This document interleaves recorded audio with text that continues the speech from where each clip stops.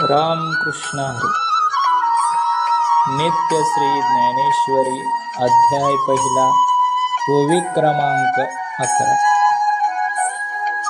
तरी तर्कु तोची परशु नीती भेदु अंकुशु वेदांत तो महारसो मोदको मिरवे.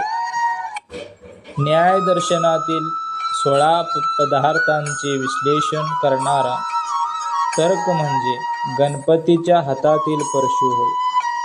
वैशेषिक दर्शनातील 7 पदार्थांचा सिद्धांत भेद हा दुसऱ्या हातातील अंकुश आहे आणि उत्तरमीमांसा दर्शनातील आणि ब्रह्मस्वरूप सिद्धांत हा गणपतीच्या हातातील अमृत मधुर मोदक होय.